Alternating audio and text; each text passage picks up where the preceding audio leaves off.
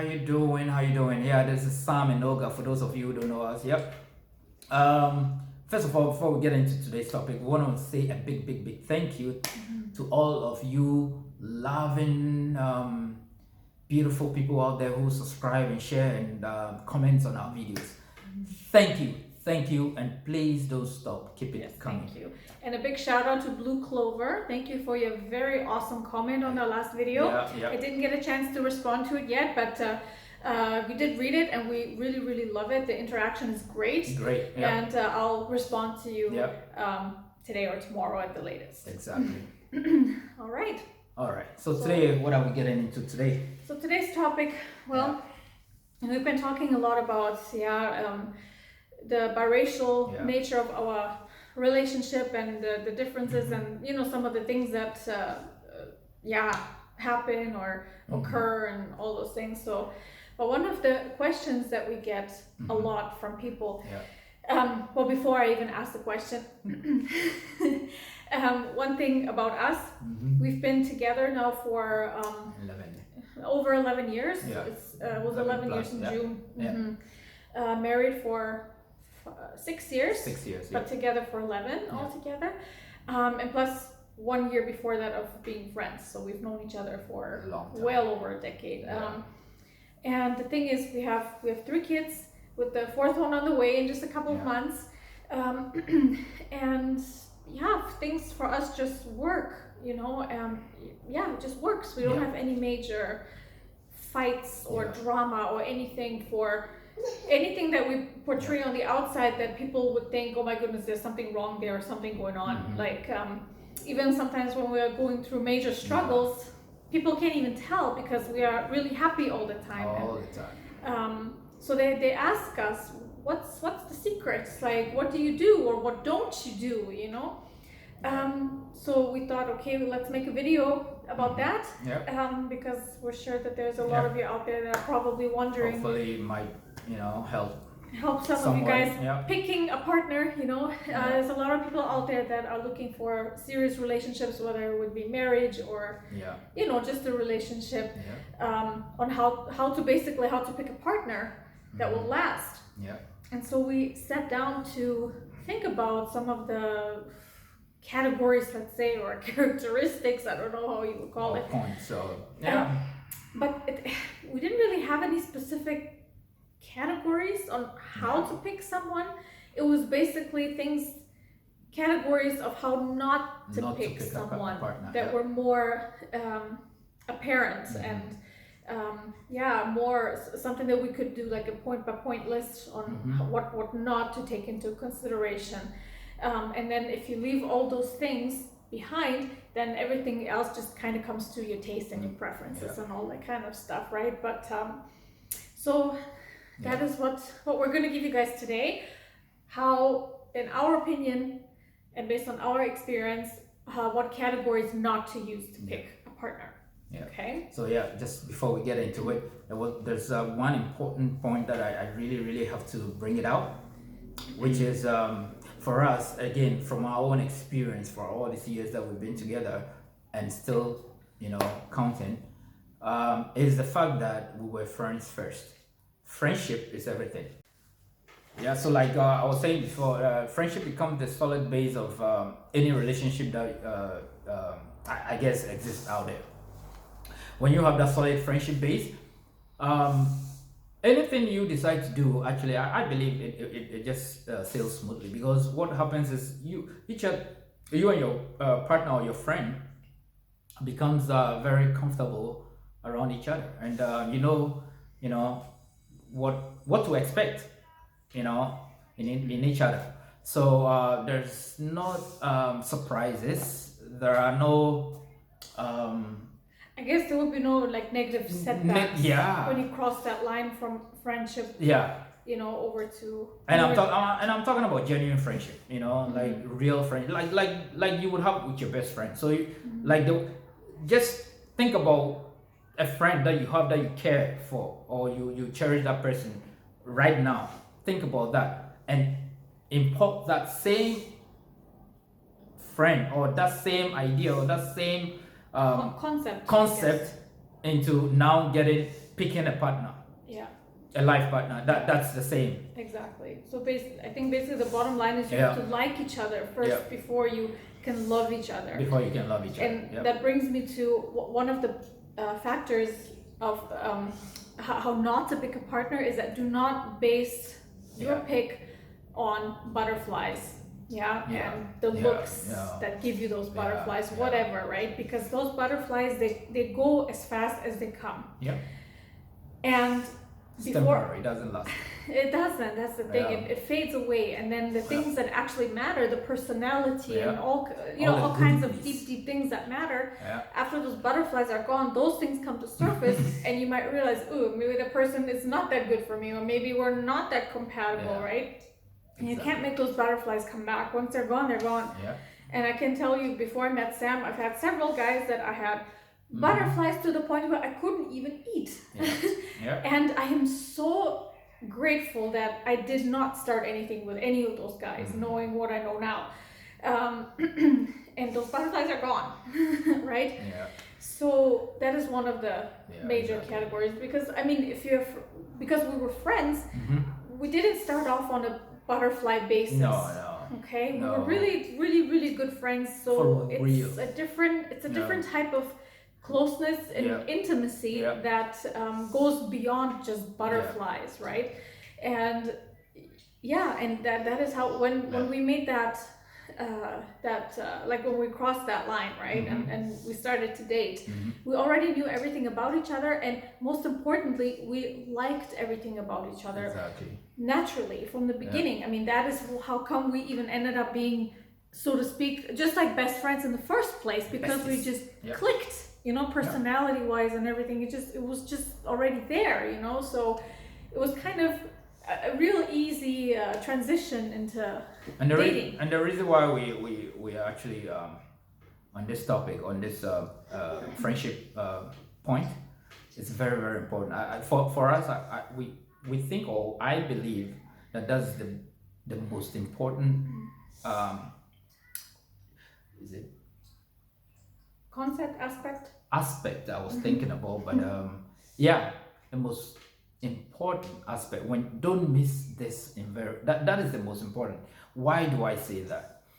In every relationship there are storms bound to come. You are going to go through storms. That is the bottom line. That is what comes with it.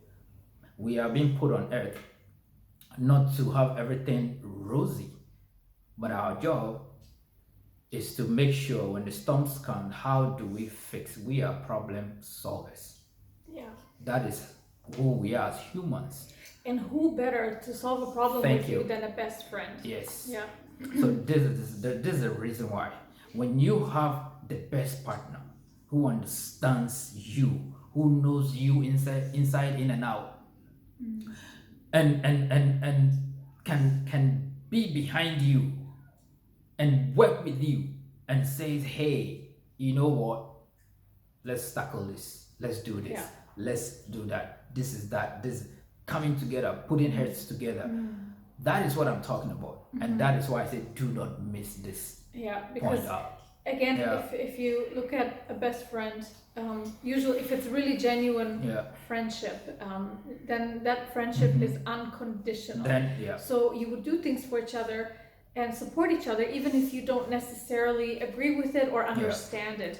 And that is exactly what is needed and required of a relationship. Exactly. He would be telling me sometimes stuff or asking me to do certain things that I honestly don't understand where he's coming from. But because I support him unconditionally, and because most importantly, I know him very well, and I know that eventually I will understand it, I don't question him in anything, most of the time. Well, there's the time or two where I'm like, what are you doing, But most of the time, and when it comes to real life stuff, I don't, because I know him, and he also knows that about me, because we were like that even before we started dating. So it has to be the support and the love and everything has to be unconditional. Which brings us to the next point, which is do not pick a partner based on financial gains. number one thing, do not. I remember when I met him, Yeah. I think we were already friends for 2 weeks or even more before it even occurred to me to ask him what he did for a job. Yeah. Because I don't care about that kind of stuff. Yeah. Whether he's rich like Donald Trump or No. or working at freaking McDonald's, that to Yeah. me has absolutely nothing to do I remember that with the very kind clearly, of person he is, with the way Yeah. he makes me feel, Yeah. with the way his heart is, what's in his heart, the way his soul, that has absolutely nothing to do with it, and that is the last thing that I would ever even think of to even ask someone that I meet. Yeah, that is not on my list, on my category at all. Yeah. So you can have a kind of relationship where it's like an arrangement. You know, I've seen it in the movies. I've heard about people that have that kind of an arrangement where most of the time it's like a younger woman and an older man who have this agreement of, okay, she likes money and he likes sex, for example. Yeah. So they have this agreement that, okay, but it's not a real relationship. That is just an agreement. Yeah. But we're talking about if you're really genuinely looking for a soulmate, then do sustainable not make relationship. your pick based on anything that has to do with finances. Yeah. Okay, at least not. Don't make that your priority. Like, I'm not also saying, you know, you should just get with someone that doesn't have goals for himself or for herself. That's not what we're saying. And not taking care of themselves. That's not what we're talking about. You know, but don't make that a priority. Don't be like, the only person I'm ever going to date has to be a doctor or has to be a lawyer because of the financial aspect or status. You don't do that because that is not worth it. It's not going to last, and even if it is going to last, you're going to be miserable. You're going to be absolutely miserable. So go for all the things that money cannot buy, and then you'll be set. You'll be well on your way to a long-lasting relationship. Yeah, I also want to throw a very quick note here. I know there are a lot of people who do, including myself before I met her, where we sit down and we have a list of, you know, types, you know, what my type is, what I want from, you know, a woman, this, that. You have a whole list of that. And when I met her, she didn't meet any requirements on that list. When I heard about his list, I'm like, Yeah, what are you doing with me? She did not meet one thing, not one. And I'm talking about a whole list from top to bottom. Not one did she meet on that list. But then you ask me how? Then how was I able to, you know, like how did I end up with her? If she's not, so that means you shouldn't have even have taken a look at her then. It wasn't the case. That is where the caution comes in. You can have your list, but you also have to be very, very you have to still have an open mind. Be very there's a word I wanted to use, but anyway, have an open mind. When the word comes, I'll chip it in there. Have an open mind, and also realize that we're dealing with human beings here. You might be following that list, but then you might miss out on somebody who is on a God-given partner that perfect for you, but because they don't necessarily meet certain requirements, you will just overlook them. So you have to have that wisdom and discernment, if I can use that word, discernment, into making sure that to discern into things and know that, oh, okay, yes, I made this list to about getting a partner or finding a partner, but this person, I like the person. I like the way, you know, this person makes me feel. I like the way he or she talks to me. I like, you know, so if all the qualities are making you feel good and it doesn't meet the requirements in your list, are you still going to go with your list? Throw it out the window. And if I had gone against, you know, your instincts, I don't know, because today, and I'm not saying this to brag or boast about anything, I am telling you, I am the most peaceful person when it comes to my marriage. I wouldn't lie. I won't sit here to lie.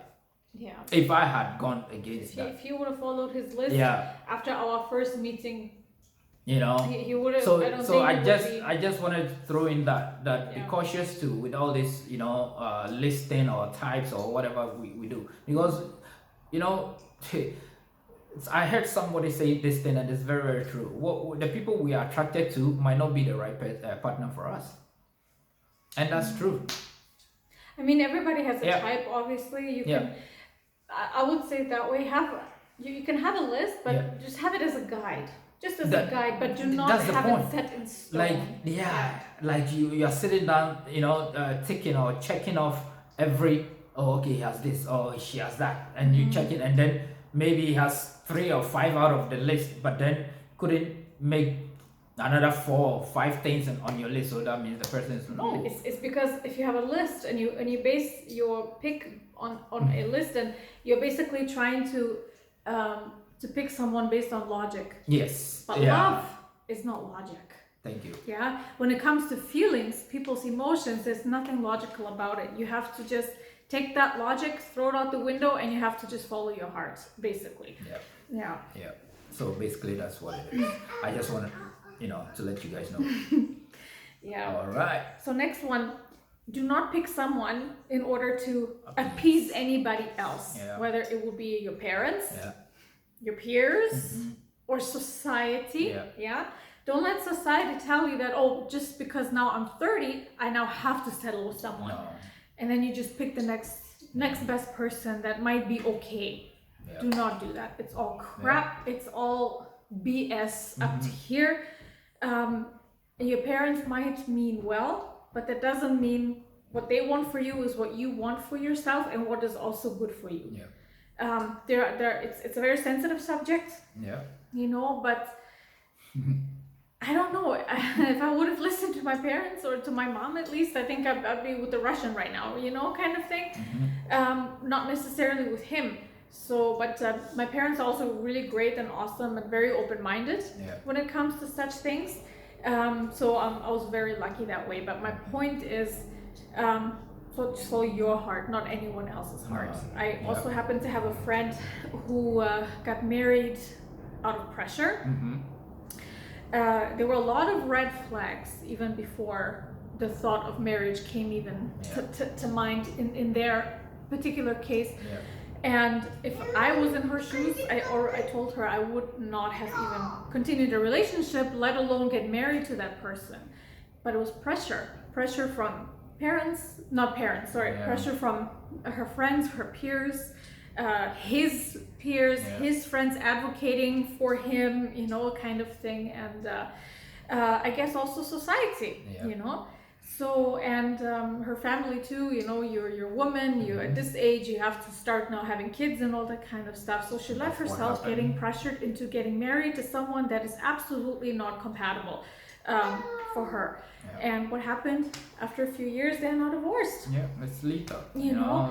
And it's just not worth it. It's not. Definitely not worth it. Do not pick someone, out of pressure. Pressure too, and also out of sympathy. Yes. Don't get married to someone because you pity them, or you have sympathy for them. Because honestly, pity is a very sad substitute for love, and it wears off very quickly. Okay, so don't. You can help people as much as however you're capable of helping them. Do that. But don't sacrifice your own life. Because if you're not happy, then your partner is also not going to be happy, and in the long run, it's not going to lead to a happy ending for either of you. So, compatibility again, very important. You have to be compatible, and I think again, you find out whether you're compatible or not in a friendship sort of setting, And then the last one. Do not go into marriage or into a relationship thinking or assuming that you're going to change that person. No. That's not going to happen. A person is not going to change if they don't want to change. And again, if you and the person you are with have a solid friendship as a base, that means a friendship develops naturally, I would say, because your personalities just click, and you are just compatible, so there's no need for any changes in the first place. Another point. He already has everything that I need and everything that I want, and I found that out while we were friends. So I don't see the need or feel the need for him to change. What you see is what you get. And same thing, you know, you don't get into a relationship thinking you're going to change someone. If there's a lot of things that you don't like about the person before you start dating, then that's only going to get worse when you start dating, because now, especially, and also if you get married, because now you're going to be around the person all the time. So guys, we hope how many points, 6-7 points that we just put it out there would hopefully resonate with one of you, or if not more, so that, you know, it can be very, very impactful in your daily lives and your relationships as you move forward in your various endeavors in life. So guys, please, once again, don't forget to subscribe. Please put what you think in the comments. Yes. Did you ever have a list or any categories on how to pick a partner? FYI, just for fun, Sam's list included whoever his partner was going to be. He was not going to meet her at a club. She was not going to be under 25 years of age. And what else? I forgot it. I think those two were the main ones, because, there was a whole list. Because he met me at a club and I was 19. So not only was I under 25, I was under 20. Big time. And so these are some of the things, you know. What was your guys' list? Did you have one? We'll definitely like to. And we would love to hear and read your guys' stories as well. All right. So until then, we'll see you guys next week. Hopefully, if we can make it. Next week, obviously. So thank you so much for watching. Nächste Mal. Zum nächsten Mal. Bye. Bye.